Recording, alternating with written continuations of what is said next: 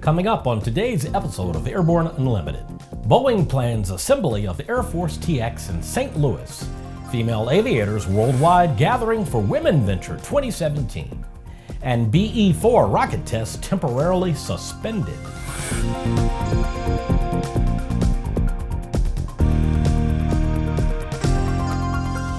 Hello, I'm Christopher C. Odom. It's May 19th, 2017, and this is Airborne Unlimited.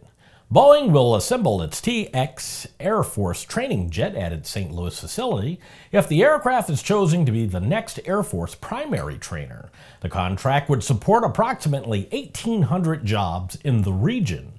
If the Air Force chooses Boeing to help train pilots for generations to come, TX will be the newest project for a community that has produced some of the most acclaimed military aircraft of the past 7 decades. The first 2 new purpose-built TX aircraft have proven the design's low-risk performance and repeatability in manufacturing. Shelley Lavender, St. Louis senior executive and president of Boeing Military Aircraft, said, "Our highly skilled St. Louis workforce designed, assembled, and brought Boeing TX to life, and they continue to define the future not just for our company, but for our customers and the global aerospace industry." Boeing TX is a training system designed specifically for the Air Force training mission.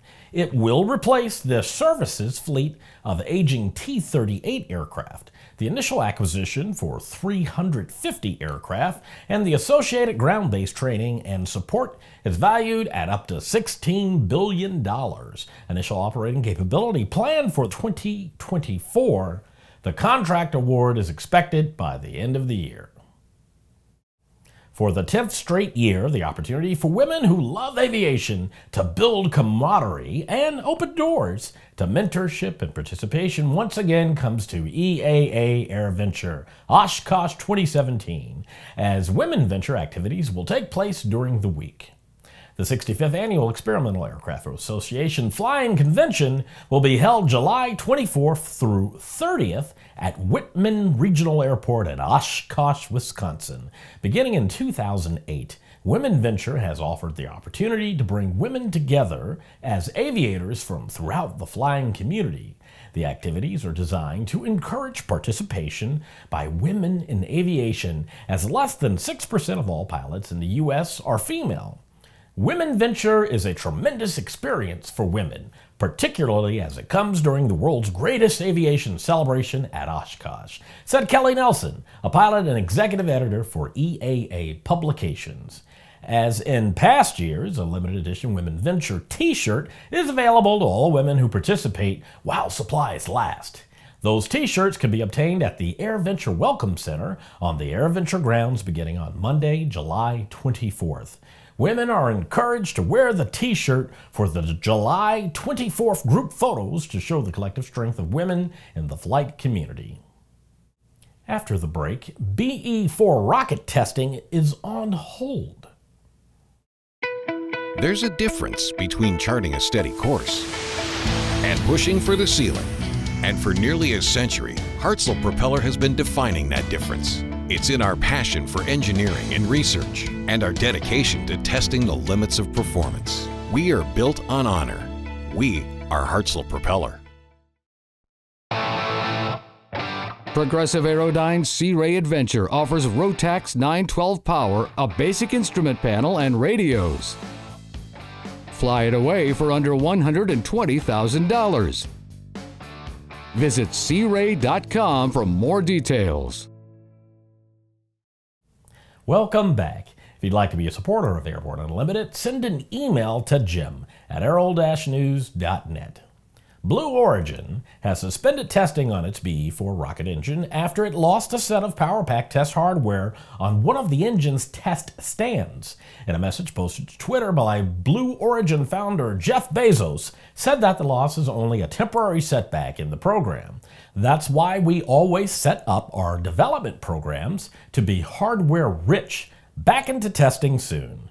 The BE-4 engine is being tested at the company's facility in West Texas.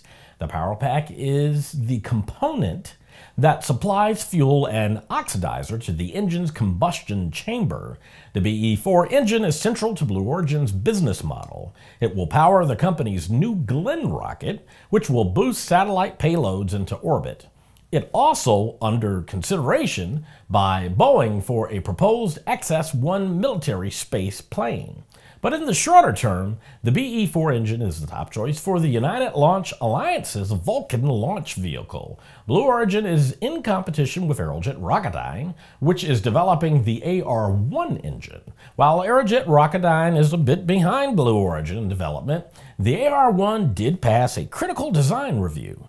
The eventual contract could be worth billions of dollars to the company to which it is awarded. It's Friday, and that means it's time for ANN CEO and Editor-in-Chief Jim Campbell to check in with his weekly Barnstorming commentary. What's going on at ANN? Well, ANN's Jim Campbell offers you a look at what's happening behind the scenes as Aero-News makes its biggest moves ever. Here's this week's Barnstorming.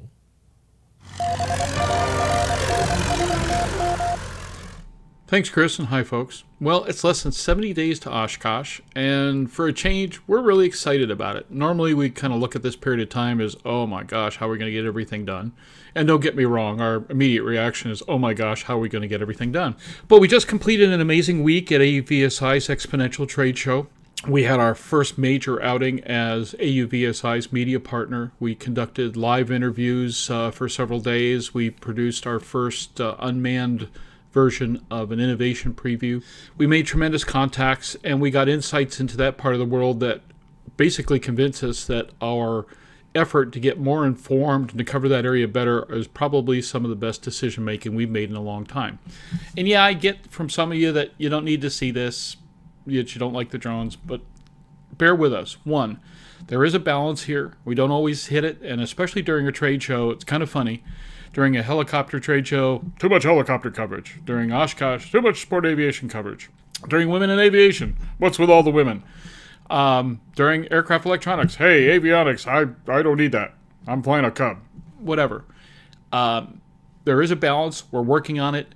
But understand this, that we are in the process of pushing, striving, educating, and frankly, just building a whole new ANN. Yeah, we touched on this a little bit, and hopefully at Oshkosh we'll have a lot more to say about it, but for now, let me just explain this. Over 20 years ago, we put aviation media on its ear. We did something nobody had ever seen before, and it's been copied a bunch of times since, though thankfully not very well. And what we're about to do is as radical, and in many cases more radical, based on the radicalization that we've been performing up to this date. Bear with us. There are big changes coming for the Aero-News site. There are big changes coming for Aero-TV. There's a huge change coming for Airborne Unlimited. Something nobody's ever seen before anywhere. Not like this. And then finally, as you know, we did special partnerships with AUVSI and AMA. We're incredibly proud of that. But guess what? We've got a half a dozen more. If you like warbirds, if you like sport aviation, if you like avionics, if you like flight training, boy, such a deal we have for you. And these are all spokes of the wheel, the center point being a new and upgraded Airborne Unlimited. But the spokes of the wheel keep us better educated about exciting, vital segments of aviation that you all need to hear about, all need to see, and in the long run need to be covered. The more expertise that we build in these areas, the more concentration that we're able to make in specialized areas and bring that to the center point and share it with everybody else, the more cohesive a media organization we become, the more cohesive our coverage becomes, the better we're able to educate, entertain, inform, and get this, synergize with the rest of the industry. Remember that phrase. It's a big deal. We have to rebuild the community. We have to get everybody talking. We have to rebuild aviation as a community. And in the long run, that's job one here. Think about it. For the Aero-News Network, Airborne and Aero-TV, I'm Jim Campbell. Much more news to come. After these messages, Sinful Sundays return to Lee Bottom Flying Field.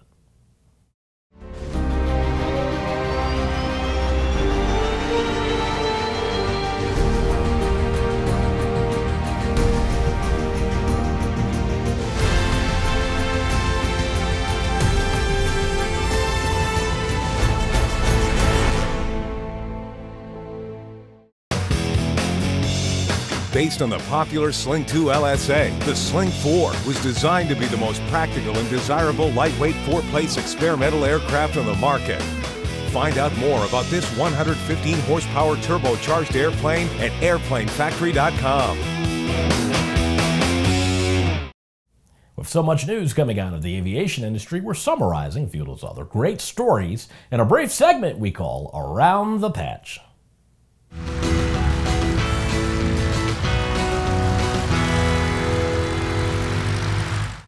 If you happen to be out enjoying some low and slow sightseeing in southern Indiana on a Sunday afternoon this summer, and you're hit with a sudden need for some ice cream, you could be in luck if you're anywhere near Lee Bottom Flying Field on the Ohio River.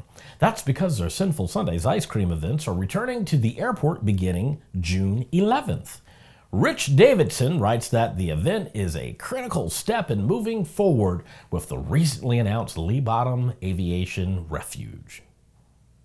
7 unions and associations representing thousands of employees at the FAA have united to send a letter to House Transportation and Infrastructure Committee leaders opposing any efforts to privatize the U.S. air traffic control system. The letter was signed by PASS, AFGE, AFCME, the FAA Managers Association, National Association of Government Employees, National Federation of Federal Employees, and the Professional Association of Aeronautical Center Employees. The story of unmanned aircraft is a good news story, according to FAA Administrator Michael Huerta. Speaking at AUVSI Exponential last week, Huerta said that not only is the story a good one, but one that bears repeating. It's a story about collaboration, it's a story about innovation, and I think most importantly, it's a story of a shared commitment to safety, he said. The Wild Cards of Helicopter Sea Combat Squadron 23 made history this month, operating MQ-8B Fire Scout UAV from NALF Field San Clemente Island utilizing a mobile mission control station. The 2-week operation culminated with the successful employment of the Fire Scout, the laser designating platform for an AGM-114N Hellfire missile fired from an MH-60S Nighthawk onboard America-class amphibious assault ship USS America. Airbus Helicopters celebrated a major milestone with the rollout of the 700th H-130 light single-engine helicopter, which will be operated by a private customer. The H-130 fleet has so far accumulated more than 1.8 million flight hours with the 340 operators worldwide. Well, that's it for today's trip around the patch. Now, let's get back to the rest of the news. The first crewed launch date for NASA's Space Launch System and Orion Spacecraft has been pushed to at least 2022, according to the space agency. The Trump administration had requested a feasible study of the flying astronauts on the first launch of the SLS in 2020. The study determined that it was possible to have the system ready for a manned flight by that date if the agency were to receive an additional $600 to $900 million. NASA head of human spaceflight Bill Gerstenmaier said on Friday that while there was additional risk, it was reasonable risk. But with no additional money coming, the space agency will go back to its original plan of launching a crew on Exploration Mission 2, which will launch from Pad 39B in 2022, about 2.5 years after EM-1 launches from the Kennedy Space Center. Robert M. Lightfoot, acting administrator, NASA, wrote, NASA appreciates the energy, creativity, and depth of engineering and program analysis that was brought to the decision, but ultimately the decision was made not to fly crew on the first flight after weighing the data and assessing all implications. Well, that's our program for today. Remember that Airborne Unlimited stream daily, Monday through Friday, with additional breaking news bulletins for important stories that fall outside of our normal deadlines. If you're watching us on YouTube, please subscribe and do check us out on Facebook and Twitter. Get comprehensive, real-time, 24/7 coverage of the latest aviation and aerospace stories anytime at aero-news.net. Keep flying. We'll see you Monday.